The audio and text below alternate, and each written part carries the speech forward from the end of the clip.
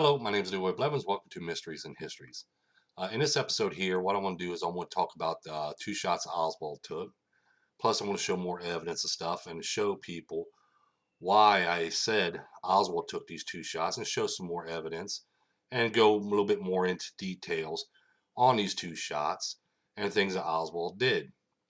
Now, you know, I want to explain this first before we get into this. When I first started doing the JFK assassination research and stuff like that, I went into it knowing there was only three shots fired and Oswald was the assassin, the lone assassin, like everybody else did. But, when I started ordering films and images and other stuff like that and documents and stuff like that, I sat back and waited and I started going over other people's research and stories they tell and reading books, going to libraries, getting books, ordering books online and stuff, reading their research and everything. And, you know, I gotta admit, at first, I actually thought Oswald was a patsy, and I wanted to find evidence to prove that he was a patsy. And because when I was doing my research and stuff, and I was reading over other people's stuff, they make you believe that Oswald was a patsy and stuff, but they have no evidence to show.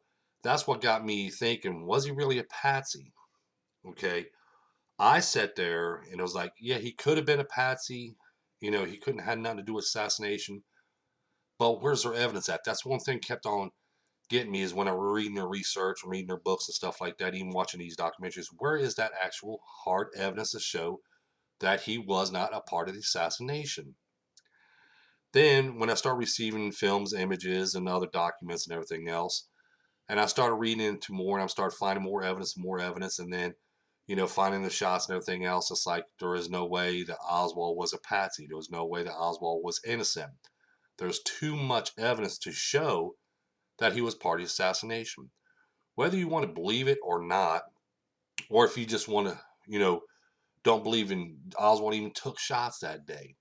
The point of fact of it is this: he was a part of the assassination, no matter which way you look at it. Whether he just set up the decoy rifle and stuff and a fake sniper's nest, if you want to put it, or anything else, he still was a part of it because he set all that stuff up.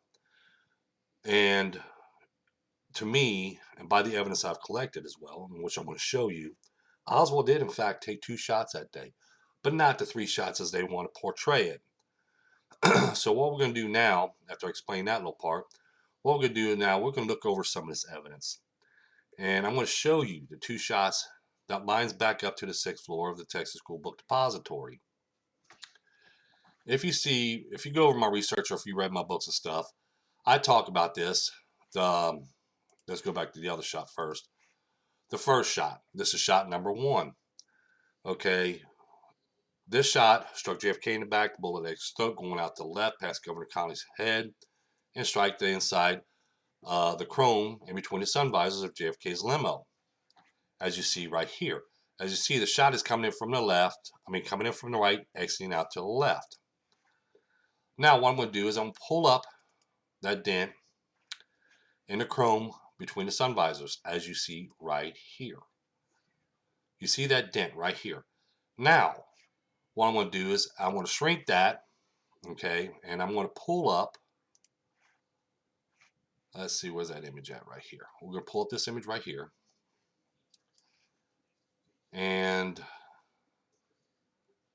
we're going to pull up this right here as well. So I'm going to have all three of these up at the same time.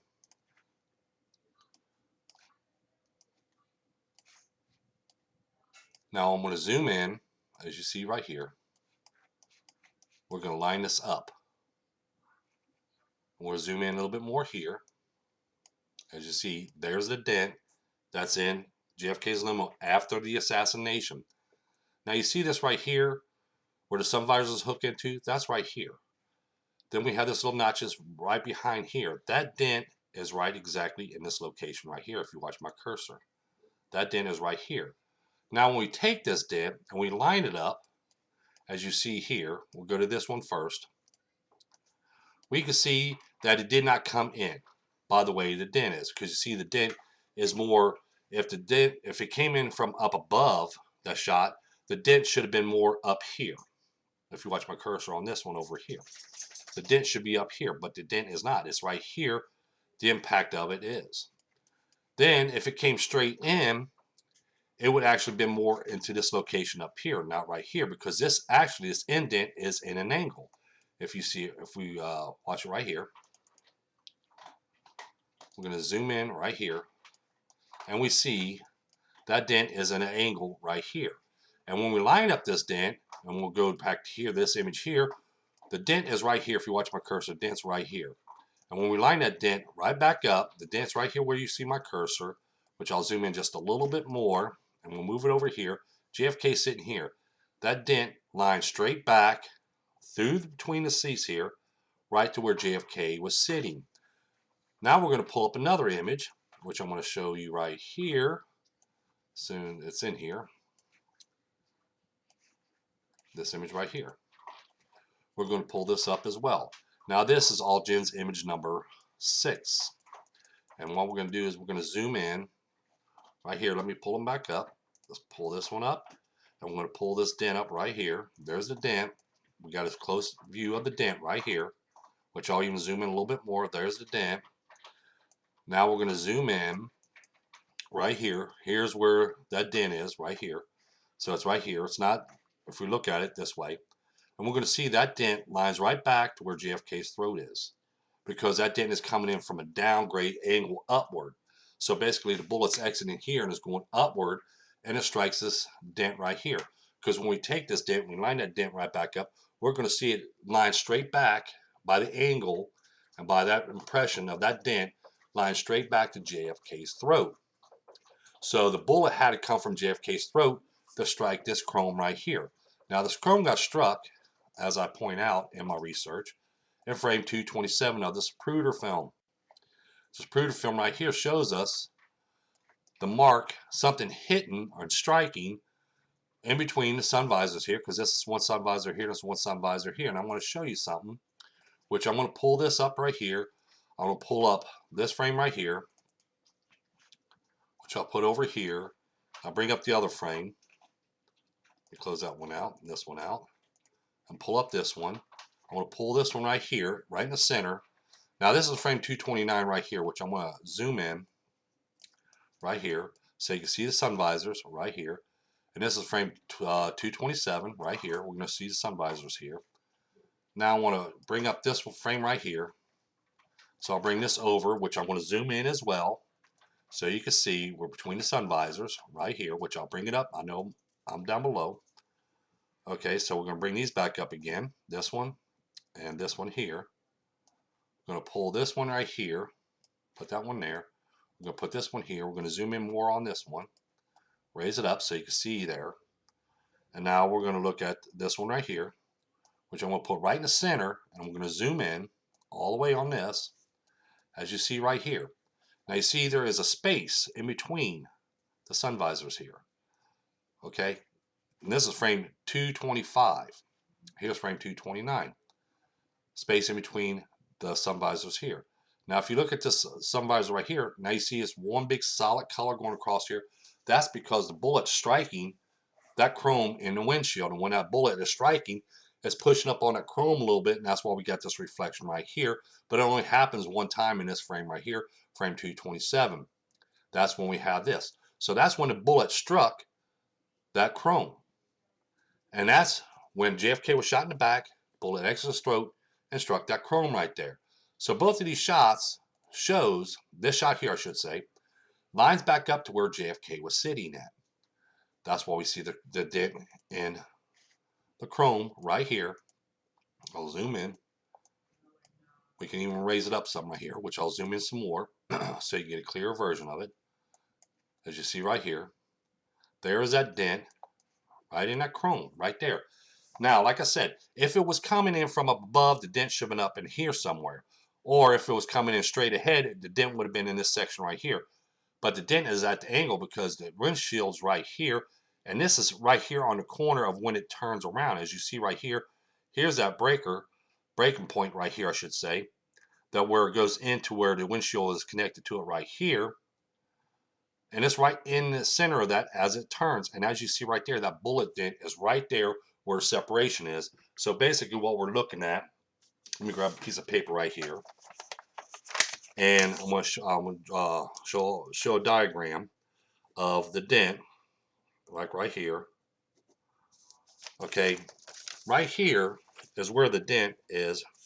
Right here is where the dent is in the chrome, as you see right here. See how it comes down? This is the underneath of that chrome.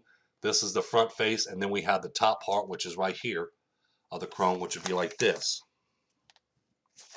This is the top part of chrome. This is the front face of the chrome, and that's coming the corner notch right here where it comes down below. That's at an angle right here. This is why when I line this back up, it comes right to JFK's throat. So JFK didn't have a gun shoot from his throat. This we know, the bullet exiting JFK's throat. Bullet strikes JFK in the back, ricochets upward where it exits JFK's throat right here, shoots past Governor Connolly's head, and strikes a chrome. That was shot number one that Oswald took. And as you see right here, it comes in from the right, exiting out to the left. Now, we have another shot that Oswald took, and that was shot number 5, but that shot struck JFK in the back of the head, but JFK's head's already opened up now. The shot struck JFK in the back of the head, and that bullet just passed through and struck the inside of the windshield. As you see right here, here's the windshield right here, which I'm going to zoom in. See, there's that crack, and there's a piece of bullet fragment sticking in it. So now we got the bullet fragment right here inside of JFK's windshield. And right over here, if you watch my cursor, right in this location here, is the other bullet dent in the chrome. So they're right here. Both of them is coming in from the left and out to the right. I mean, coming in from the right out to the left, excuse me. Now here's Altgen's image number 6. Now I'm going to show you this. As you see here, all right, as you see here, excuse me, this is the original, okay, I colorized it. What I did next was I put that crack back in this location in the windshield to see where this shot came from, all right, to see where this shot came from. When I place this right here, which I'm going to shrink that a little bit, I want to open up this one here. Well, let's close this one out and open up this one right here. As you see, I went ahead and put that crack right back in the location right here in this image, Altgen's image number 6, as you see right here. Now let's bring this up. I went ahead, took out this, and aligned this crack, as you see right here. See this line right here? That's right here. See this line that comes across here? That's crack right here. See how that crack going up this way? That's right here.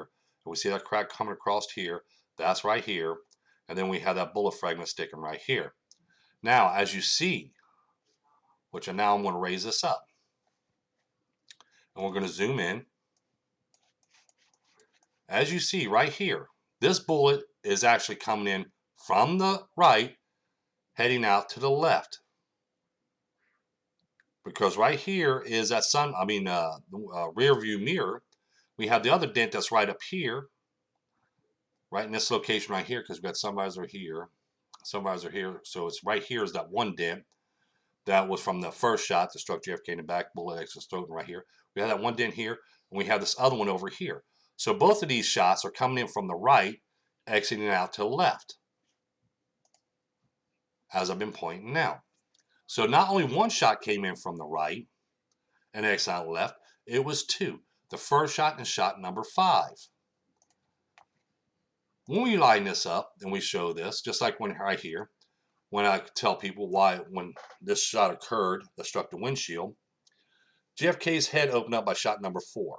The shot number 5 strikes JFK in the back of the head, and the bullet exited through the opening and struck the inside of the windshield because it had nothing to make contact with except for the windshield itself. Now what I want to do is I want to pull this up.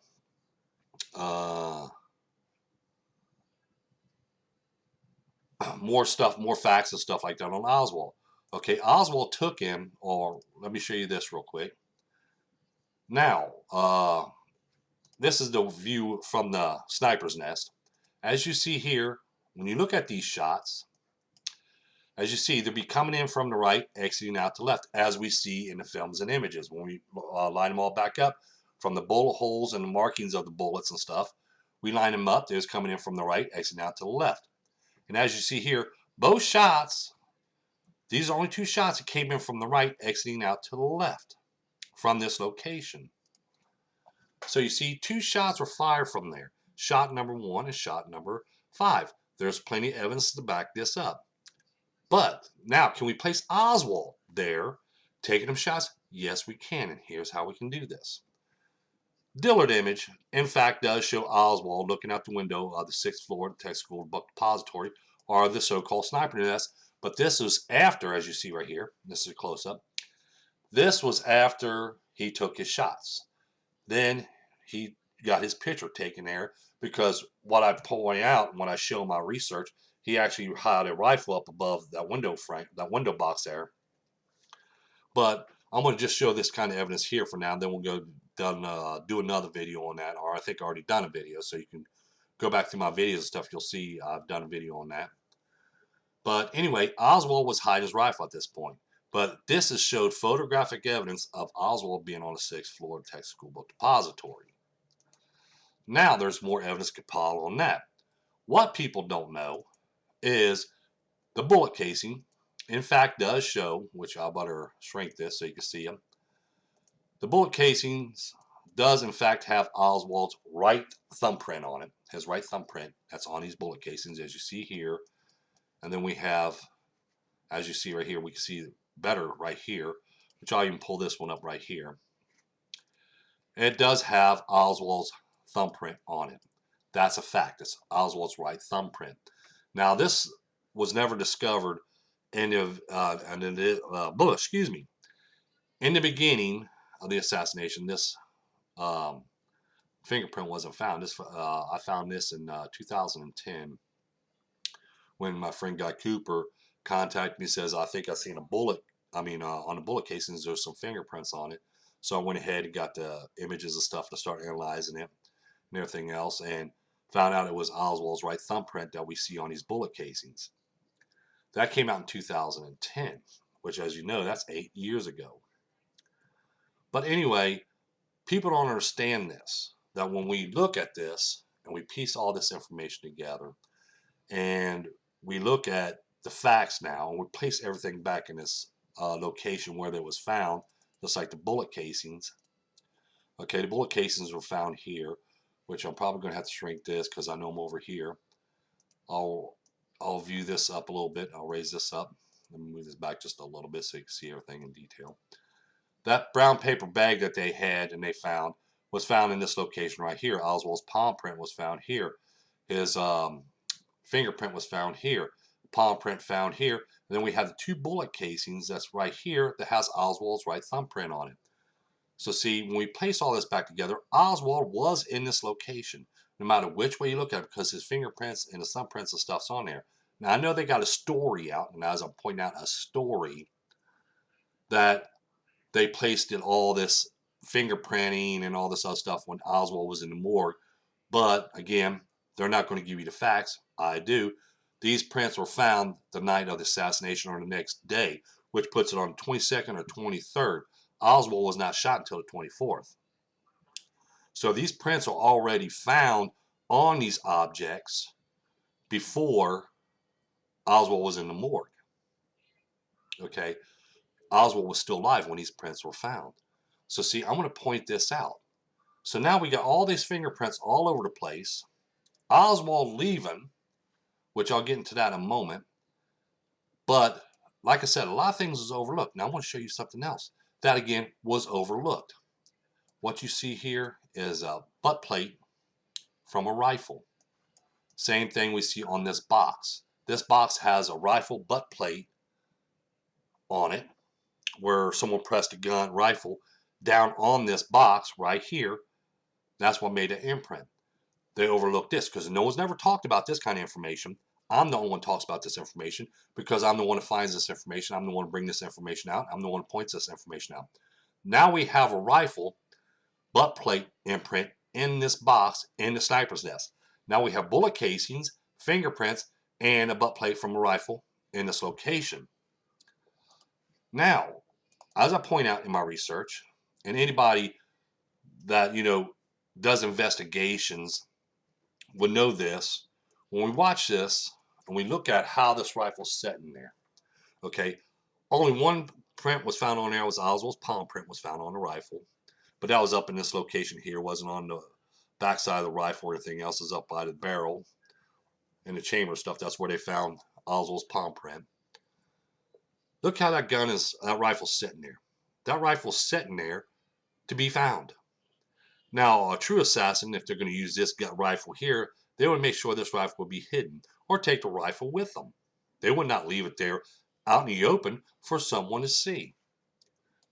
Just like when I point out right here, I have the image here because I know I brought it into here. Here it is right here. As I point out, you have the rifle down in this location here. You have the clip for the rifle that holds the bullets now sitting on top of the box. So Oswald wanted you or anybody to think that to look in this area. That's why he placed the clip of the rifle that holds the bullets over here out in the open on top of the box. So they know to look over here. And once they look over here, then they know, well, the assassin went down the stairs. He hit his rifle and he went down the steps. Right here. He wanted people to believe that. That's why Oswald took the elevator downstairs to the second floor from the sixth floor, because there is report stuff that he was on the sixth floor. And they send the elevator back up to him. And that elevator was found on the second floor after the assassination, which placed Oswald bringing that elevator down. Now, the rifle that they found was registered and sold to a man called A. Heidel, which also bought a revolver, which the revolver that Oswald had on him when he was picked up at that theater. And Oswald also has an ID in his wallet, and here it is. What does this ID say? Alex James Heidel. Now, the ID was signed by Oswald's wife. Marina signed the ID, Alex J. Heidel. It wasn't Oswald, it was his wife. The reason why he had his wife sign this fake ID, so they can't match up his handwriting to that signature. And he uses the name Alex J. Heidel to throw people off. So when you go looking for that rifle that they're going to find, which Oswald placed it out there for them to find, they're going to look and say, well, this rifle is registered to an Alex Heidel. So they're going to look for an Alex Heidel. They're not going to look for Oswald. But when they pick up Oswald on that day at the assassination at the movie theater, they find a revolver. And a revolver that he used where he shot Officer Tippit. They found gun residue on his right hand, which is the truth. That's in the reports. They did find gun residue on his hand from when he shot that revolver that killed Officer Tippit. Now, he's in the police station. They traced the rifle back to A. Heidel because, remember, in the beginning, he was not charged for the assassination of JFK. He was charged after, which is early in the next morning, when he was charged with the assassination of JFK. But at the beginning, he was only picked up because of Officer Tippit. And that was the first charge brought upon Oswald, was shooting Officer Tippit. When they get the reports back saying, well, this rifle was registered to A. Heidel, they look at the revolver, registered to A. Heidel. They look at Oswald's ID, his fake ID that he had on him in his wallet, Alex James Heidel. So now the rifle and the revolver and the serial number on the revolver matches to A. Heidel by the receipt. That's the revolver that Oswald had in his hand that he shot Officer Tippit with. He has a fake ID that says Alex James Heidel. And then the revolver was also registered to that same person. That's how they pieced it all together. People don't want to give you this information. They want to tell you that story and say Oswald's innocent and stuff. But like I said, there's a lot of evidence to prove that he was there and that he took them shots and stuff. He was the only one that takes off after assassination. He's the only one that takes off from there. They're talking and getting testimonies from everybody else. But Oswald wasn't there. What does Oswald do? He leaves the Texas School Book Depository, catches a bus over here, rides the bus for about a block, if even a half a block, gets off of there, walks down about 2 blocks, gets in a taxi cab, and takes off. Which is, he takes off, and he gets dropped off, walks back to his boarding room, changes clothes and everything else, grab his revolver and everything, wash up, walks away, shoots Officer Tippit, and then walks over to and hides in the Texas Theater there and pretend that, oh, I went ahead and just went, but see, I went ahead and just want to watch this movie. Think about this, okay? Oswald says, oh, I was just left work that day because, I figured nobody was going to work no more, is what he was telling them. So he goes ahead and goes to this movie. Now, if he was just going to the movies after the assassination, and he figures, well, I ain't going to work, nobody else is going to work the rest of the day, I guess, so I'm just going to take off and go watch a movie. Why didn't he have the taxi cab drop him off at the movie theater if he was going to go see a movie? Why did he not get dropped off in front of his house or his boarding room? Why did he get dropped off a few blocks down from his place and walk up there? And if he was going straight to the movies, why didn't he just walk straight down this road right here and into the Texas Theater? Why did he take all these back roads, come all the way over here to 10th Street and Patton, then walk all the way over this way or run over this way to the theater and go into the movies after it was already started? See what I'm saying? So see, when you start looking at that and you start thinking realistic and you start putting this information together and you start looking at it the way it's supposed to, you will see that Oswald was not a patsy whatsoever. Oswald did in fact take 2 shots that day. There's only 2 shots came in from the right and exiting out to the left. That was shot number 1 and shot number 5, which photographic evidence, when you line it all back up, shows you this, as you see right here. Shot number 1 occurred here. This bullet came in from the 6th floor of the Texas School Book Depository by the angles. It struck JFK in the back, bullets exit in his throat, goes past Governor Connolly's head, strikes the windshield, and between the chrome in between the sun visors of the windshield. Then shot number 5 struck JFK in the back and hit after his head already opened up. That bullet just went ahead and passed through and struck the inside of the windshield. Okay, only 2 shots came in from the right and exiting out to the left, and that was these 2 shots here. Oswald was in fact in that sniper's nest. Oswald was in fact on the 6th floor of the Texas School Book Depository. Photographic evidence shows us this. Fingerprints shows us this. By the angles of the shot shows us this. Just like when I pull up this image right here. Oswald can clearly walk right off the elevator that was sent up. Now see, this is what I'm trying to point out too as well. When they talked about this, they claimed to send this elevator here up. Not this elevator, this one here, which is right here. Now, if Oswald took this elevator down, he would have ran right into the cops as he was getting off of it, or he would have been walking into the lunchroom. That would think him coming down them staircases, wouldn't it? If they see him walking in there. So the only way he could do it is by taking it in the back way, which would be this one right here, which he could walk right through this door here. So when the cops do come up this stairway here, and they come across, they're going to see Oswald over here. They're not going to see him coming down them steps. But if Oswald came down them steps and went in this way, he would probably been in this location here. If you watch my cursor, he'd probably been in this location here by the time the police officer seen him. So he would have been seen walking into the lunchroom from this angle here. And they said, well, yeah, you could have came right just down them steps. But Oswald was already staying in front of the Coke machine because he had them send this elevator up, because this is the elevator took down, this is the elevator to send back up. And all you had to do is just walk right off the elevator, walk right through the door, and he's right in front of the Coke machine. And when they coming up the staircase there, the stairwell there, they're going to see him already in the lunchroom. They're not going to see him walking into it. They're already going to see him inside there because he came in the back way. So see, everything fits when you place it back in. That's what I said when it comes to evidence. Oswald did take 2 shots that day. And that's where our time frame comes in handy, because when we look at this, we look at the shot number 1, even in our time frame, we see he took shot number 1, which was at 7.16 seconds. Shot number 5, which he took, was at 14.7 seconds. Okay, when we do this, now they're talking about 3 shots with a bolt action rifle, 3 shots within a 6-second time window.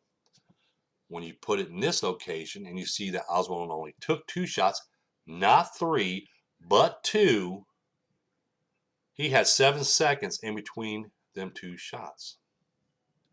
So now we have 7 seconds in between 2 shots and not 3 shots in 6 seconds, because Oswald didn't take no third shot that day. He only took 2 shots.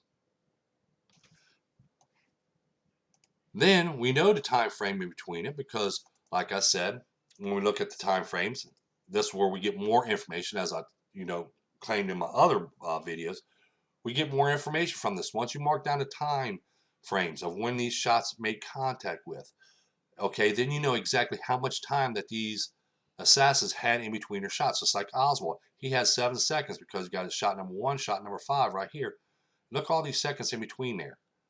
Okay, all these seconds in between there. You got 7 seconds here, almost total of 7 seconds point something right here, in between these shots right here. Okay, you got 7 seconds, 7:19, 7 point something. I'm going to say 7 seconds anyway. You got 7 seconds in between shots number 5 and shot number 1. You got 7 seconds. So see, this helps us get more information. Then we know where the shots were. We place JFK's car back in this location and stuff. We're going to see that Oswald, when he took that first shot, he was 194.76 feet away, or 64.89 yards. And then when he took shot number 5, was 268.17 feet, or 89.39 yards. Now, again, this gives us information here and makes us understand more when we look at this distance chart, because shot number 4 struck JFK in the right side of the head and his head opened up. Oswald took his shot at the same time as that gunman there. But the reason why his shot made contact first, because when you look at this between shots number 4 and shot number 5, we get more information. This gunman here, which was inside the shelter number 3 on the grassy knoll there, behind Mr. Pruder, he was only 71.70 feet away. Oswald was 268.17 feet away. He was 22.90 yards away. Oswald, 89.39 yards away. So yes, whose bullet's going to take? Whose bullet's going to make contact first? Shelter number 3. Shot number 4 was from the gunman on side shelter number 3. His shot is going to make contact first to JFK because he's at closer range. Oswald's at a further distance, so it's going to be like shot here and then shot here. Okay, so JFK's getting shot, head explode, and then the bullet's going to strike. Oswald's bullet's going to strike JFK in the back of the head, and that bullet's just going to pass through and strike the inside the windshield. So see, we can pull more information from this. This is why I've done my investigation, to do a thorough investigation. You have to place all these objects and these things back in place. Just like when I point out the fact that, hey, Oswald was pointing up the Russians' fist symbol right here. Okay, right here we see him holding his fist up like this. We know he has handcuffs on. I mean, even in this image here, which I'll pull up right here, we know Oswald has handcuffs on. Okay, we know he has handcuffs on. We could see him there. But when he first came in, and he knew the police reporters were there taking shots, taking images and everything else like that. This is how Oswald comes in. Just like this. You notice this right here and right here. In both images, he has this fist up like this, which indicates, hey, the job is done. Because he knows people's going to take his picture. They know they're going to be in a newspaper, his picture of them bringing him in. So when they see this, they're going to say, yeah, the job is done. Because this is a Russian fist, Russian hammer symbol right here. The fist is a Russian hammer symbol, like this. So see, everything falls in line. You get more information as you piece all this information together. Like I said, time frames gives us information. Once some time frames are made, soon we indicate and we find the location stuff, we get more information from it. Finding locations of placing Oswald back in the sniper's nest and placing JFK's limo and the time when these shots occurred gives us more information because now we got a distance and now we know the reason why the gunman, when the two shots are being fired at the same time, we know why one bullet struck JFK first before the other bullet struck JFK. So see, we get that information now because we know that information by watching and piecing all this photographic evidence and all this other evidence back together.